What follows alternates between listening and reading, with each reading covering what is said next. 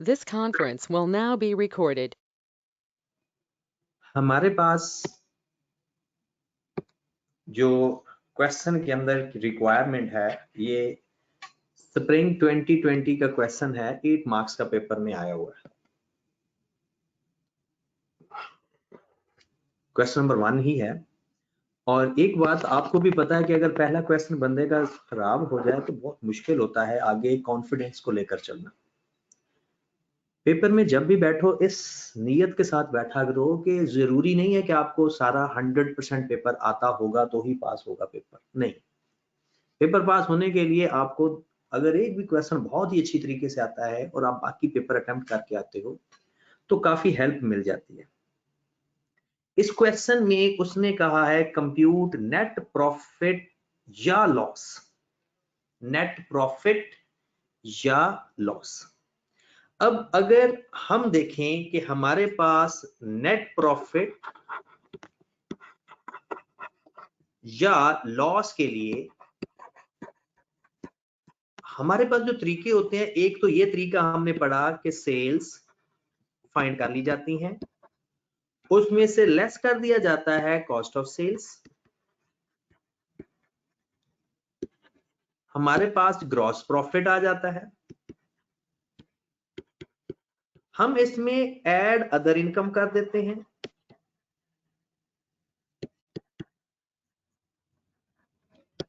और लेस कर देते हैं अदर एक्सपेंसेस।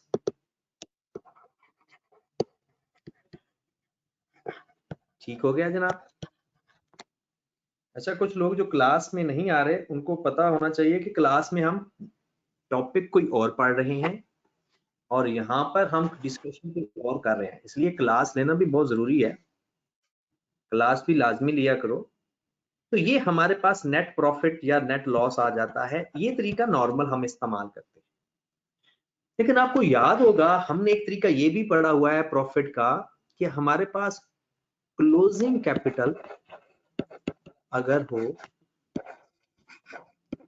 क्लोजिंग कैपिटल मतलब क्लोजिंग, इसको नेट एसेट भी कहा जाता है। आपको याद होगा क्लोजिंग नेट एसेट्स भी यही होते हैं, क्योंकि नेट एसेट्स और कैपिटल एक ही चीज है, total assets minus total liabilities. हम क्लोजिंग कैपिटल ले लेते हैं, इसमें हम ऐड कर देते हैं ड्राइंग्स क्लोजिंग कैपिटल में, लेस कर देते हैं एडिशनल कैपिटल अगर कोई हो तो। एडिशनल और लेस कर देते हैं ओपनिंग कैपिटल या opening net assets, opening capital. तो ये भी हमारे पास एक तरीकाकार है। तो हमारे पास आ जाता है नेट प्रॉफिट या नेट लॉस, नेट प्रॉफिट या नेट लॉस। अब हम कौन सा तरीका प्रेफर करते हैं? नॉर्मली आपको पता है कि हम नेट प्रॉफिट फाइंड करने के लिए ये तरीका इस्तेमाल करते हैं, लेकिन अगर इंफॉर्मेशन कम हो, मतलब आपको सेल्स की इंफॉर्मेशन अवेलेबल ही नहीं हो, वो खुद से कह दे कि कुछ इंफॉर्मेशन आपकी मिसिंग है, तो उस हिसाब से फिर हम देखेंगे कि हमने इनमें से कौन सी चीज निकाली। मोस्ट ऑफ द केसेस ये बातें ही हैं, ट्रिक्स ही हैं। यहां पर अगर वो हमसे फुल फ्लेज स्टेटमेंट बनवाता है ना, तो यहां पर नेट प्रॉफिट की जगह लिखता है कि आप बनाओ statement of profit and loss, statement of profit and loss account. अगर वो ये वर्ड इस्तेमाल करता है तो मोस्ट ऑफ द केसेस हम ये तरीका अपनाते हैं। ये भी 100%, फिर मैं वही कह रहा हूं कि 100% जरूरी नहीं है कि फिर भी यही तरीका हो। इंफॉर्मेशन को देख के पता चलेगा, कॉमन सेंस से पता चलेगा, क्योंकि हमारा टॉपिक ही सिंगल एंट्री है, या इसका दूसरा नाम आपको पता है इनकम्प्लीट रिकॉर्ड होता है। तो हमने चीजें तो वही आइडेंटिफाई कर सकते हैं। उसके बाद जनाब अब हम अपने क्वेश्चन पे आते हैं। उसने इस क्वेश्चन में कहा है कि नेट प्रॉफिट या नेट लॉस, स्टेटमेंट का वर्ड भी उसने इस्तेमाल नहीं किया। तो हम दोनों में से जो ज्यादा सूटेबल तरीका हमें नजर आ रहा होगा, हम उस तरीके से फाइंड करेंगे। क्वेश्चन पढ़ते हैं। हमें राकापोशी ट्रेडर है unable to retrieve complete information required to prepare its statement of profit and loss account. Due to computer virus attack, in order to compute profit for the year 31st December, RT has gathered the following information. ये information उसके पास available है और इन information से हमने identify करना है कि profit कैसे फाइंड करना है. List of all assets and liabilities, ये लिस्ट बताई हुई है तमाम एसेट्स की, लायबिलिटीज की ओपनिंग. कौन सी इंफॉर्मेशन है? ओपनिंग. डन. अब इस ओपनिंग इंफॉर्मेशन में ये हमारी लायबिलिटीज हैं और ये हमारे पास एसेट्स हैं. अगर ये बैलेंस शीट नहीं है क्योंकि इसका बैलेंस टैली नहीं करना, इसका जो डिफरेंस होगा हम उसे कह सकते हैं ओपनिंग कैपिटल, क्योंकि assets minus liabilities opening net assets, या जिसको आप कह सकते हो ओपनिंग कैपिटल. अगर मैं ओपनिंग कैपिटल की बात करूं तो यहां पर मेरे पास ओपनिंग कैपिटल आ रहा है 952 माइनस 343, 609 हमारे पास ओपनिंग कैपिटल आ रहा है. कहता है कि inventory increased by 30% during the year. उसने हमें क्लोजिंग इन्वेंट्री की इंफॉर्मेशन दे दी कि अगर इन्वेंट्री हमारे पास पहले 200 है तो क्लोजिंग इन्वेंट्री 200 का 30% बढ़ा लेंगे. 200 मल्टीप्लाइड बाय 1.30, तो 200 का अगर आप 30% बढ़ाओगे तो ये हमारे पास आ गया जाएगा 260. ये क्लोजिंग इन्वेंट्री आ गई. फिर वो कहता है credit sales during the year 2500,000, credit sales उसने हमें बता दी. collection from debtor amounted to rupees 2400,000, out of which 300,000 received in cash. कहते हैं इतने पैसे हमने कैश से के जरिए लिए, टोटल इतने थे, मतलब बाकी फिर चेक ले लिए हमने. A debtors balance 15,000 irrecoverable, मतलब 15,000 हमें पैसे मिलने ही नहीं है. इन तमाम इंफॉर्मेशन को अगर डेटर्स के लेजर में रिकॉर्ड किया जाए तो हम क्लोजिंग डेटर आराम से फाइंड कर सकते हैं, क्योंकि आपको डेटर्स की इंफॉर्मेशन भी गिवन है, सेल्स भी हैं, कैश रिसीव फ्रॉम डेटर भी है, बैड डेट्स देकर कैरीड ऑन नहीं बताया क्वेश्चन के अंदर, तो हम कैरीड ऑन इजीली फाइंड कर सकते हैं. कि कैरीड ऑन हमें क्यों चाहिए? क्लोजिंग कैपिटल के लिए, क्लोजिंग एसेट्स हमें चाहिए होते हैं. फिर कहता है बैलेंस एज पर बैंक स्टेटमेंट, ये according to bank statement balance है. अब जरा गौर करना, 90,000. कहता है however it does not include 40,000 deposited NC. और अगर बैंक स्टेटमेंट का बैलेंस गिवन हो तो हम कौन सी चीजें एडजस्ट करते हैं? Not presented and not credited. याद होगा बैंक स्टेटमेंट के बैलेंस में नॉट प्रेजेंटेड और नॉट क्रेडिटेड चेक एडजस्ट किए जाते हैं. लेकिन ये बात गौर से सुनने वाली है कि अगर बैंक का balance according to cash book given हो, बैंक का balance according to cash book given हो, तो फिर एनपी एनसी एडजस्ट नहीं होते, बल्कि बैंक चार्जेस वगैरह एडजस्ट होते हैं. ये प्योर बीआरएस का कॉन्सेप्ट है आपका. 5वें नंबर पे चलते हैं. जनाब कहता है कि following information has been collected from the counter folio of cheque book. वो चेक बुक के वो जो एक चेक हम जब ड्रॉ करते हैं तो एक छोटी सी पर्ची बच जाती है चेक की, उसके ऊपर वो कहता है कि आपने क्रेडिटर्स को पेमेंट की, आपने ड्राइंग्स की, आपने सैलरीज पे की और आपने ऑफिस यूज के लिए कैश विद ड्रॉ करवाया. जो ऑफिस के लिए कैश ड्रॉ करवाते हैं ना, उसकी एंट्री होती है कैश टू बैंक. ये इंफॉर्मेशन भी काफी यूजफुल है. सबसे ज्यादा ये इंफॉर्मेशन इंपॉर्टेंट है जिससे हमें पता चला कि हमने प्रॉफिट फाइंड करने के लिए कौन सा तरीका इस्तेमाल करना है. कहते हैं cash in hand as at 31 December 2009 50,000. कहता है detail of cashes, cash payment मतलब expense payment to creditors, cash purchases not available.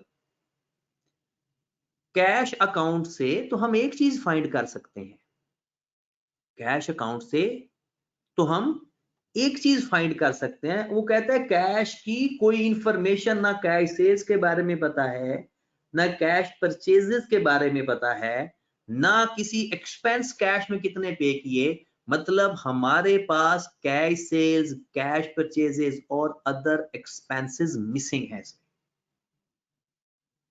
Cash account से तो कोई एक चीज अगर मिसिंग हो, ड्राइंग्स या कैश सेल्स या कैश परचेजेस, तो फाइंड कर सकते हैं। इतनी चीजें कैसे फाइंड करेंगे?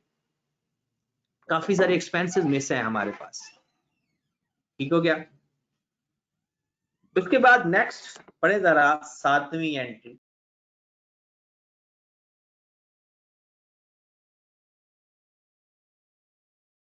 ये फ्रेश कैपिटल है।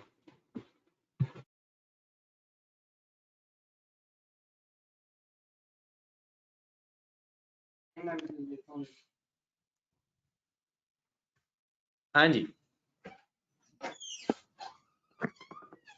हमारे पास on 1st April 2019 the owner brought into the business a vehicle having a market value 360,000। इसकी एंट्री होगी vehicle debit capital credit, vehicle debit capital credit. कौन बोलना चाह रहा है? सॉरी, फ्रेश कैपिटल हो गया ना? हाँ जी। उसके बाद है जनाब क्रेडिटर्स का बैलेंस हमें दे दिया। वैसे क्रेडिटर्स की इंफॉर्मेशन हमें गिवन है, लेकिन उसने कैश परचेजेस का भी जिक्र किया हुआ है, उसके बारे में हमें नहीं पता। कई चीजें ऐसी हैं जो हमें इंडिकेट कर रही है। रेंट की क्लोजिंग बैलेंस दे दिया, पूरे क्वेश्चन के अंदर ये नहीं बताया कि रेंट पे कितना किया है, और वो कहता है जो भी पेमेंट किए वो तो पता ही नहीं है हमें। और डेप्रिसिएशन है 10% ऑन फिक्स्ड एसेट्स। तो इसके लिए सबसे बेस्ट सूटेबल तरीका ये है कि हमें जो इंफॉर्मेशन बताई हुई है वो ओपनिंग बैलेंसेस के बारे में भी बताई हुई है और क्लोजिंग बैलेंसेस भी फाइंड कर सकते हैं। और अगर हम दूसरे तरीके से भी फाइंड करेंगे तो उसमें बहुत ज्यादा चीजें मिसिंग होगी। ठीक है मेरे भाई, तो हम चलते हैं फिर। सबसे पहले हमारे पास ओपनिंग कैपिटल तो आ गया, क्लोजिंग कैपिटल के लिए आपको हर एक चीज का सर ये 4 अब जरा गौर फरमाइएगा प्लीज। एक क्वेश्चन के अंदर आपको क्रेडिटर्स का क्लोजिंग सर ये बैलेंस 4 गिवन, वाली एडजस्टमेंट पे मैं 4 वाली एडजस्टमेंट भी रिपीट कर देता हूं। क्रेडिटर्स का कैरी ऑन गिवन है, किस एडजस्टमेंट में गिवन है ये भी मैं लिख देता हूं, 8th एडजस्टमेंट में। 8th एडजस्टमेंट में क्रेडिटर का कैरी ऑन गिवन है, रेंट का भी कैरी ऑन गिवन है। अब अगर गौर फरमाए, एडजस्टमेंट नंबर 9 में रेंट का कैरी ऑन गिवन है, हमें कैरी डाउन्स चाहिए। इन्वेंट्री का कैरी डाउन हमने फाइंड कर लिया, फर्नीचर का फाइंड करेंगे अभी क्योंकि इसके बारे में इंफॉर्मेशन मिसिंग है। डेटर्स का कैरी डाउन नहीं given, cash in hand given है, और बैंक का भी हमने फाइंड करना है।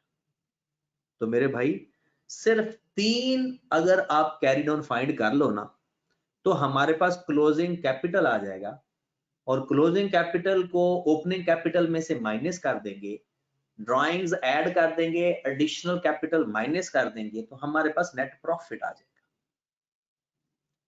सिंपल तरीका था। इसमें हमने दूसरा तरीका क्यों नहीं अपनाया? क्योंकि ढेर सारे एक्सपेंसेस की इंफॉर्मेशन मिसिंग थी, कैश सेल्स की इंफॉर्मेशन मिसिंग थी, ना सीपीएस गिवन था ताकि हम कैश सेल्स की कोई फाइंड कर सकें। तो चले जनाब बिस्मिल्लाह करते हैं। अमाउंट्स इन 1000 में है। सबसे पहले फर्नीचर का लेजर बना लो। Furniture stand for property, plant and equipment, या डायरेक्ट फर्नीचर का लेजर बना लो। फर्नीचर की पूरे क्वेश्चन के अंदर कोई इंफॉर्मेशन गिवन नहीं। मैं यहां पर क्वेश्चन अब करने लगा हूं, वर्किंग नंबर 1 क्लोजिंग कैपिटल।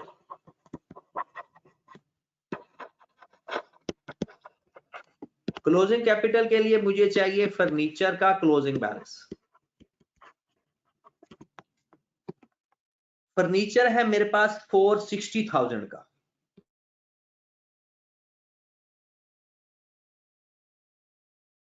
सिर्फ फर्नीचर का क्लोजिंग बैलेंस तो अकाउंट में बगैर नहीं आ जाएगा।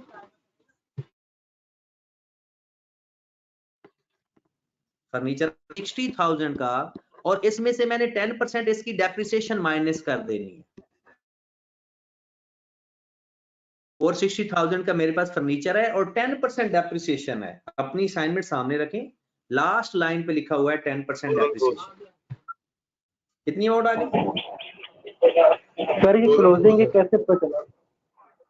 अच्छा, क्लोजिंग के कैसे पता चला? देखिए ओपनिंग गिवन था, सुन लिया, ओपनिंग हमें गिवन था, ये ओपनिंग इंफॉर्मेशन गिवन थी ये वाली, और उसने कहा कि 10% आपका डेप्रिशिएट हुआ।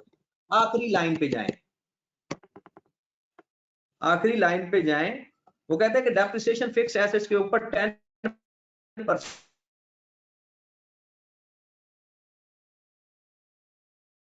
है। ठीक है, तो हमने जब क्लोजिंग कैसे आता है, क्लोजिंग साल की डेप्रिसिएशन माइनस कर देंगे तो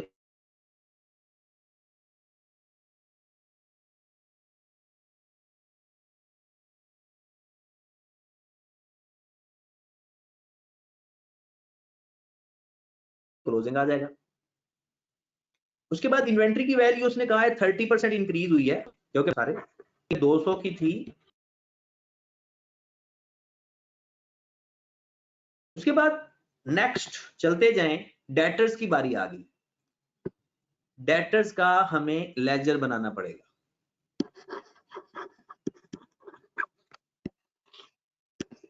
वर्किंग नंबर 2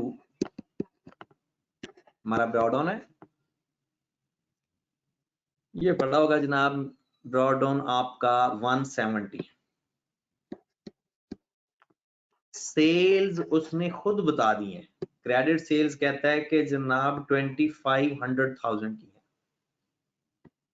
क्रेडिट सेल्स 2500,000।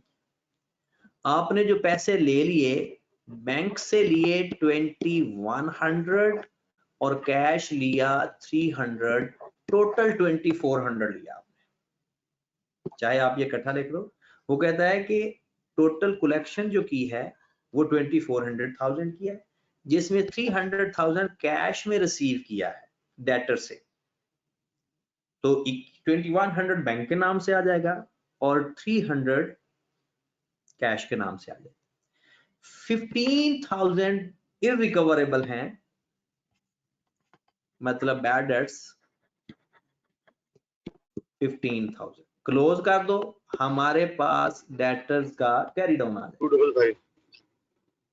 कितना आ गया मोइज भाई? 255। तो लो मेरे भाई, डेटर्स की अमाउंट आ गई हमारे पास 255। उसके बाद डेटर्स हो गया। कैश इन हैंड उसने बताया हुआ है, कैश 50 से उसने खुद बताया हुआ है कि एंड पे हमारे पास 50 का कैश पड़ा है। बैंक, ये चीज जिशान भाई आप अब गौर कर रहे होंगे, 90 का क्लोजिंग बैलेंस पड़ा हुआ है और इसके अंदर 40,000 NC not credit cheque adjust करने हैं। 90 में हम, क्योंकि ये क्रेडिट बैलेंस पड़ा है, बैंक स्टेटमेंट में जो क्रेडिट होता है वही हमारे लिए फेवरेबल होता है, और 40 इसके अंदर NC ऐड कर देंगे तो हमारे पास जो बैलेंस अकॉर्डिंग जो एडजस्टेड बैलेंस आ रहा होगा वो 130 है। आपको याद होगा एक बात वैसे भी याद रखनी है, क्वेश्चन के अंदर अगर bank according to bank statement हो तो उसमें NP और NC एडजस्ट करते हैं, मतलब नॉट प्रेजेंटेड और नॉट क्रेडिटेड। अगर according to cash book bank का बैलेंस गिवन हो तो फिर हम इसके अंदर ये दो चीजें एडजस्ट नहीं करते, बाकी चीजें अगर गिवन होगी तो वो एडजस्ट करेंगे। तो बैंक का क्लोजिंग बैलेंस हमारे पास 130 है, ना के 90। अब जरा एक और चीज देखें, गौर फरमाएं, ये चीज अगर आप देखें पॉइंट नंबर 7 की तरफ चलते हैं। पॉइंट नंबर 7 में लिखा हुआ है कि 1 अप्रैल 2019 को ऑनर अपना एक व्हीकल लेकर आया 360,000 का, तो मेरा व्हीकल डेबिट हुआ। जब साल के एंड होगा तो कैरीड ऑन के अंदर क्या व्हीकल एसेट्स की लिस्ट में नहीं नजर आ रहा होगा? ये एक अच्छी इंफॉर्मेशन थी। बाकी इंफॉर्मेशन तो हमें पहले ओपनिंग से मिल गई, तो व्हीकल भी हमारा कैरीड ऑन में आएगा, ओपनिंग में नहीं है, क्योंकि ये साल के दौरान आया है। जी सर वो मेरे क्वेश्चन में बस यही गलती थी, बाकी ठीक है सर। मतलब वो व्हीकल को मैंने डेबिट नहीं किया था, कैपिटल में बस लिख दिया 360। तो व्हीकल मेरे पास 360 का है और 9 मंथ की डेप्रिसिएशन भी लेंगे 360 मल्टीप्लाइड बाय, बल्कि इसमें से हम माइनस करेंगे 360 हमारे पास व्हीकल की कॉस्ट है, तो 360,000 का 10% लेकर 9/12 जो डेप्रिसिएशन आएगी वो माइनस करेंगे। 360 का 10% लेंगे और उसका 9/12 लेंगे, तो हमारे पास डेप्रिसिएशन की अमाउंट आएगी। कितनी आ रही है depreciation? 360 multiplied by 0.1 multiplied by 9 divided by 12, 27। तो 360 से 27 माइनस करें तो हमारे पास आ जाता है 333। ये तमाम एसेट्स की मैंने लिस्ट लिख ली, इसमें से लेस कर दूंगा क्रेडिटर्स, वो क्लोजिंग गिवन है, रेंट अक्रूड वो भी क्लोजिंग गिवन है।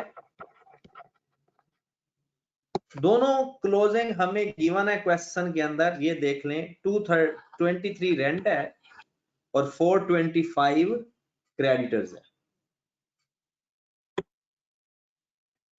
425 क्रेडिटर्स और 23 रेंट, ये दोनों माइनस कर देंगे, मेरे पास बैलेंस आ जाएगा क्लोजिंग कैपिटल, जिसको मैं क्लोजिंग नेट एसेट्स भी कह सकता हूं। कोई फाइंड करके बताएगा? 694 994 आ रहा है श्याम का।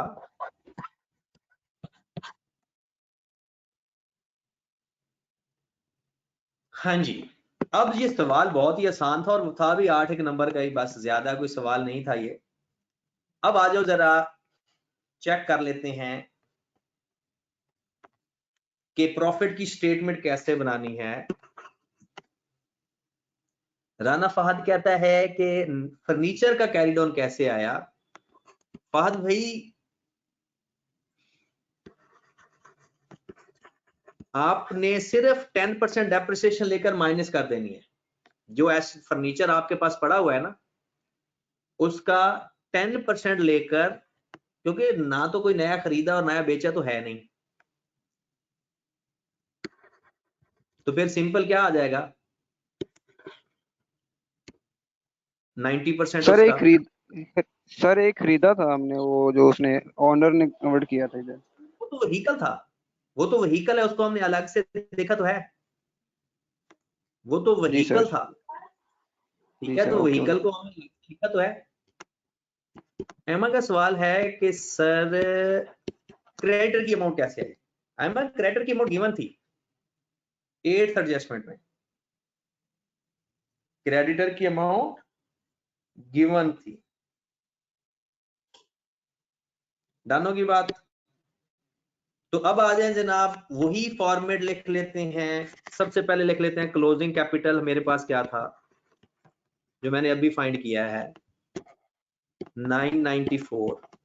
इसमें ऐड कर दूंगा ड्राइंग्स। ड्राइंग्स क्वेश्चन के अंदर बताई हुई हैं, 600 की है शायद, ये 275 है। ड्राइंग्स कितनी है? ये जो 120 है ना, ये ड्राइंग्स नहीं है, ये तो उसने ऑफिस पर्पस के लिए कैश निकाला है, पर्सनल यूज के लिए नहीं निकाला। 275। फिर उसके बाद इसमें से लेस कर देंगे ओपनिंग कैपिटल 609। ओपनिंग कैपिटल उसने खुद ही बता दिया है, ये इंफॉर्मेशन जो दी थी सारी की सारी, ये जो हमने फाइंड किया है 609। फिर वो जो एडिशनल कैपिटल व्हीकल फॉर्म में लेकर आया है, एडिशनल कैपिटल व्हीकल फार्म में वो कितने लेकर आया है जनाब? 360। ये पूरी वैल्यू से लिखेंगे जिस वैल्यू से लेकर आया, ये माइनस कर देंगे। हमारे पास पॉजिटिव आ गया तो नेट प्रॉफिट, नेगेटिव आया तो नेट लॉस। तो 300 जी का जनाब, profit। 994 plus 300 answer. जोहा चेक करो, ये 1020 क्या चीज आपने फाइंड कर लिया है? 1020 क्या फाइंड किया? ये हमारा वर्किंग से आया है और बाकी हमने गिवन थी चीजें। तो ये क्वेश्चन 8 नंबर का था।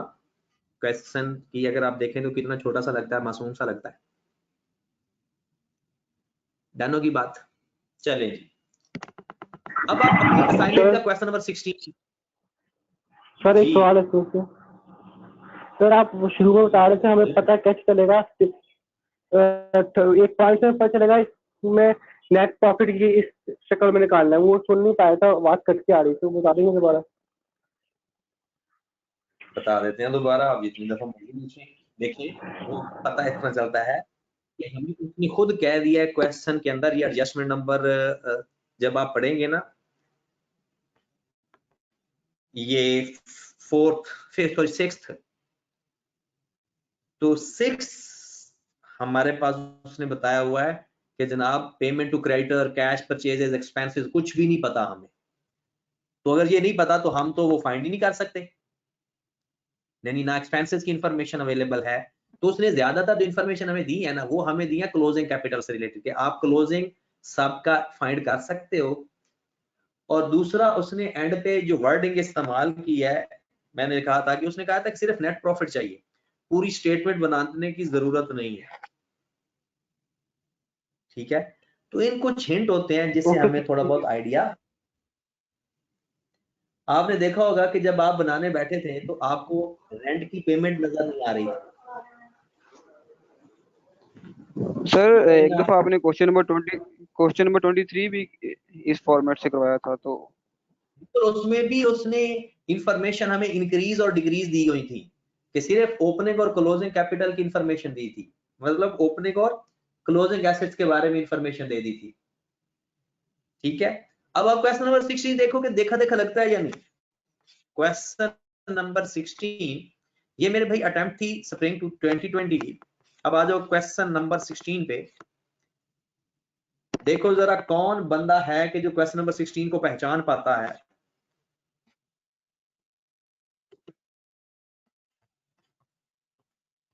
जी जनाब, ये है क्वेश्चन नंबर 16। क्या ये कभी आपकी नजर से गुजरा है?